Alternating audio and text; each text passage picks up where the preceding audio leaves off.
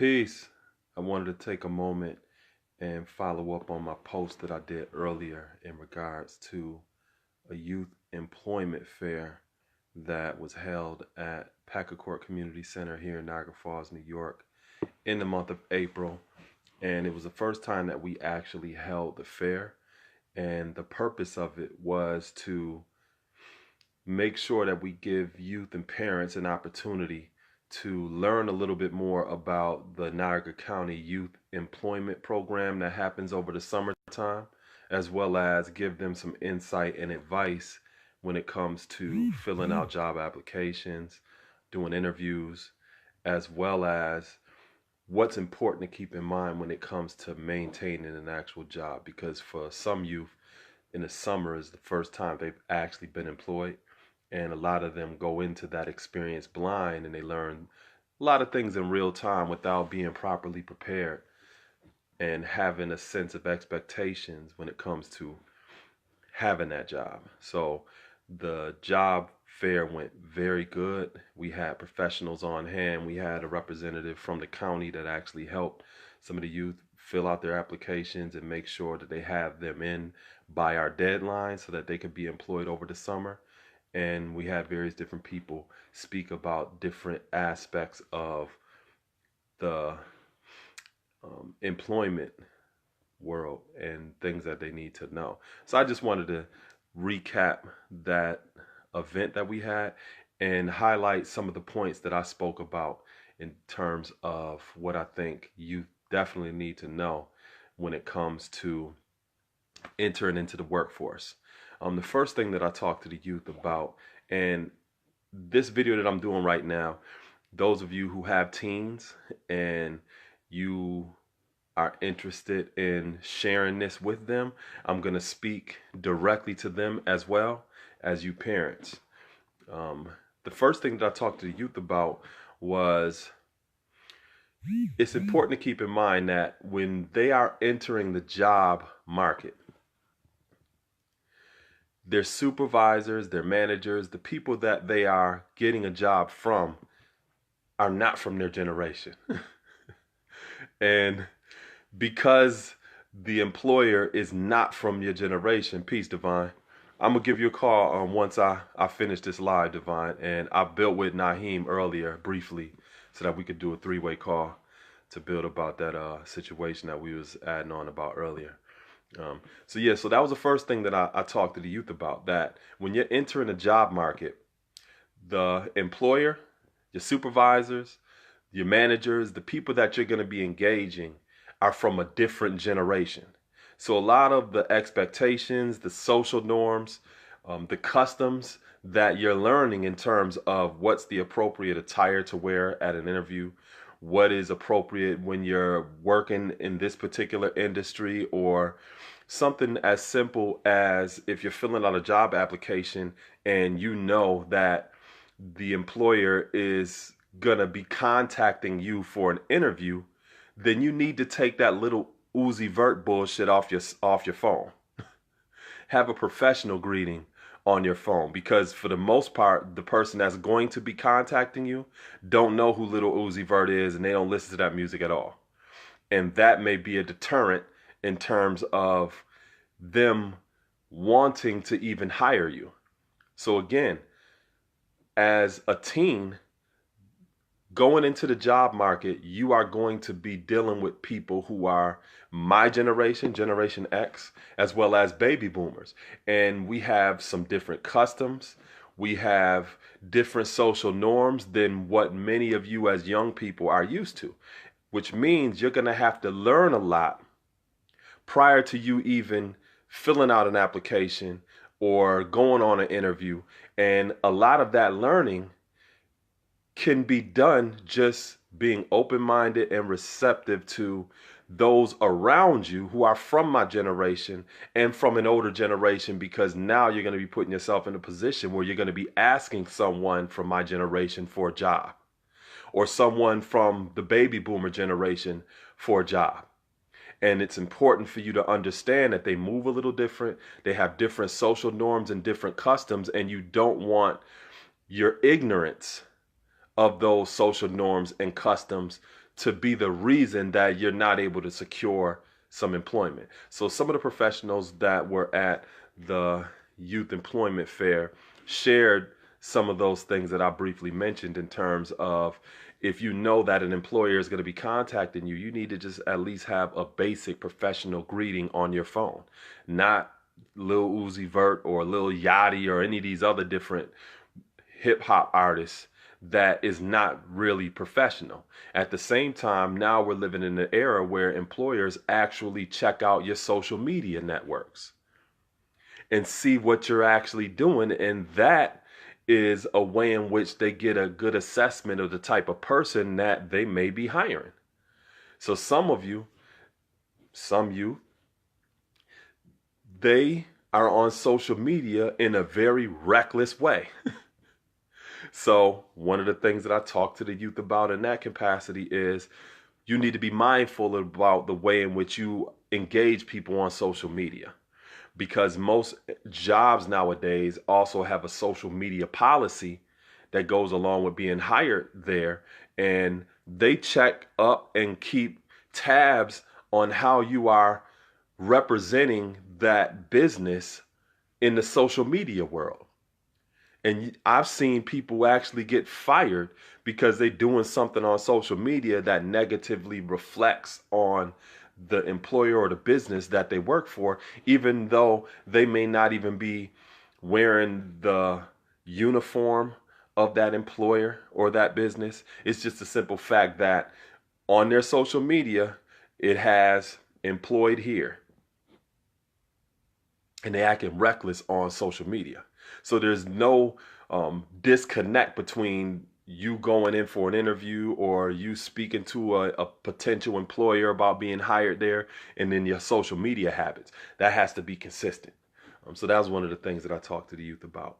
And to give a little bit more deeper insight into the generational thing, like I said, youth who are 15, 16 years old that's getting their first jobs, you're asking a person from my generation for a job or a person from the baby boomer generation for a job. And there's certain things that are not appropriate for us that may be real cool with your generation. Something just as simple as this. For example, I noticed that a lot of the millennial generation may not leave voice messages. You know, they may just call somebody and assume that somebody is going to recognize that it was a missed call, and based upon that they should just automatically call that person back without leaving a voice message. You know, there may be an instance where you may be calling to check up on your application or your interview or something like that with an employer, and they may ask you, hey, would you like to leave a message or something like that? And you just sit there and say, well, nah, I'm good. Or just hang up. That's something that may be typical of the way in which millennials function. Because the assumption is I called, somebody's going to relay a message or anything else. But the appropriate thing to do is to leave a message and let this receptionist know that you were contacting them to find out about the application or the interview, and leave your number and your name and just let them know that you were giving them a call and that you would like for them to reach you back just to find out what the status is of your application or your interview. But these are things a lot of times that the millennial generation are not really learning.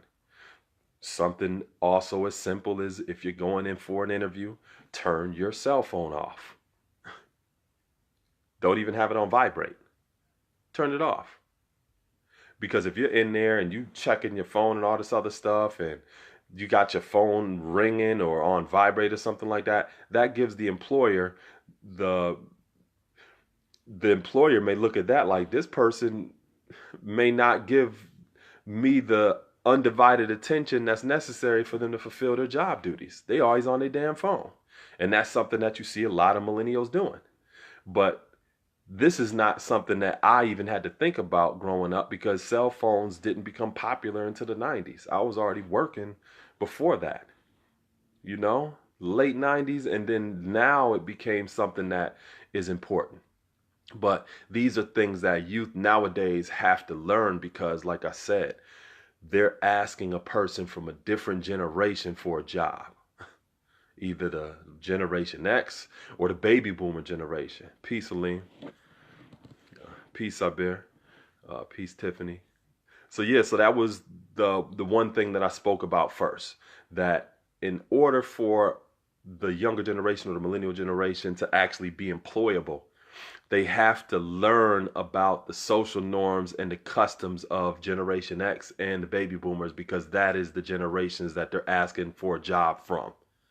And if there's a disconnect, for the most part, you may not have Generation X or the baby boomer generation willing to give millennials that type of chance, because there's a disconnect in terms of communication. There's a disconnect in terms of social norms and expectations. There's a disconnect in terms of what is customary for my generation that is not customary for the millennial generation, and it's just not a good fit. So one of the things I also said is, some of you, and I was talking to some of the 15, 16-year-olds, and I'm like, some of you may not like what your parents is talking about. Or somebody from my generation, you could just turn a blind eye and just walk away and say, I ain't gonna deal with it. But when you go into a job situation, you're going to be working with people my age and people who are older than me, that you don't have the luxury of just walking away or getting frustrated with. You're going to have to learn how to work out those differences in order for you to maintain a job. That's a lot different than just being at home or being in other different spaces where you can just walk away from somebody from a different generation if you don't have no understanding. But in a job situation, you have to strive to develop a level of understanding, because that is the only way that you're going to be able to maintain that job. So the next thing that I talk to them about is, before you even start a job, your employee handbook is your Bible. That's your Quran.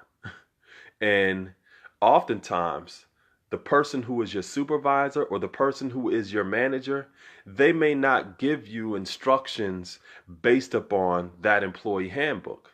They may not even know certain things that they are supposed to do or things that they're not supposed to do. Or they may even ask you to do things that are outside of your job description. But the only way that you would know that for sure is if you use that employee handbook as your guidelines or as your rules and regulations, so that you can know by fact the way in which you should be functioning in that space. Because other than that, a person can tell you anything and you can get caught up in anything. So your employee handbook, like I said, is your Bible or your Quran in any workspace. So before you even start, sometimes you have employers that give you an employee handbook and tell you, got to read it and just, sign off on it, and it acknowledges the fact that you received it. Some, you have to ask them for that. And like I said, knowing what the rules and regulations are of your place of employment is not only your way of knowing how to navigate that space and what is appropriate, what's inappropriate, what's expected, what's not expected, but it also protects you so that people can't take advantage of you or use you. And if you don't know your laws or the rules and regulations of the way in which something operates, anybody can take advantage of you. So when it comes to any place of employment, your employee handbook is your Bible or your Quran. So the last thing that I talk to the youth about before I end this live is, whenever you go into any place of employment, it's important for you to know who's who in the zoo. And that's one of the fundamental mistakes that a lot of people make when they go into a new place of employment.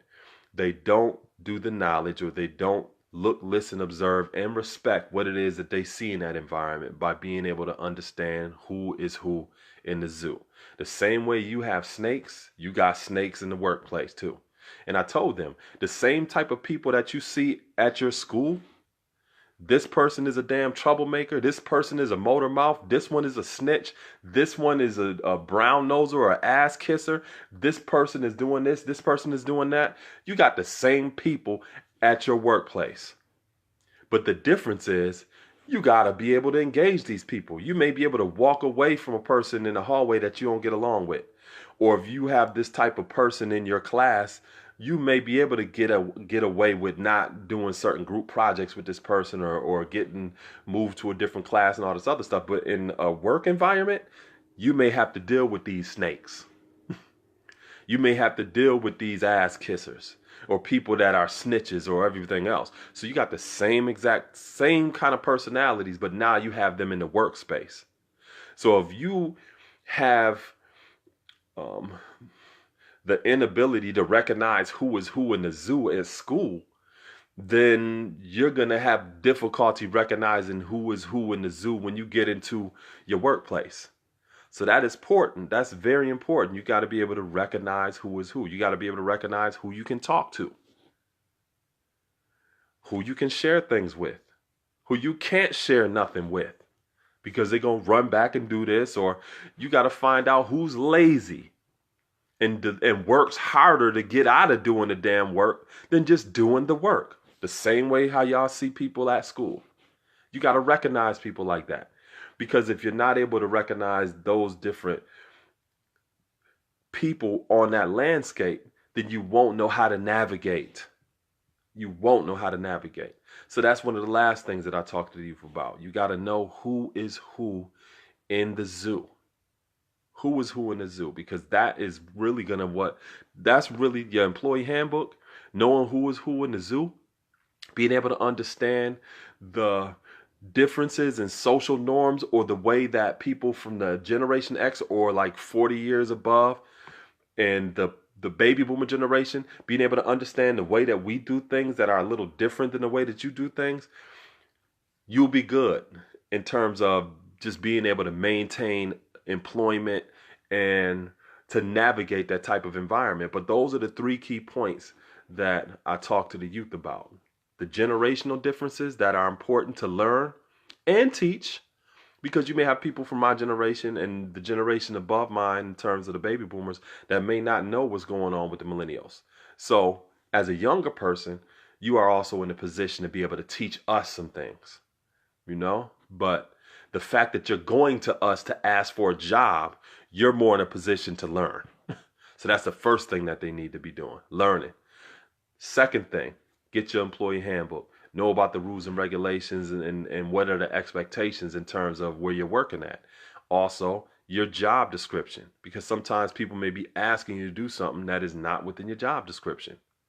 And you have to protect yourself like that, because sometimes your supervisors or your managers may not even know for sure what the job expectations are when it comes to that particular position. Or they may not know for sure what is appropriate or what is the standard when it comes to the employee handbook. You may have to teach them some things, but you won't be able to do that if you don't know yourself what is expected of you.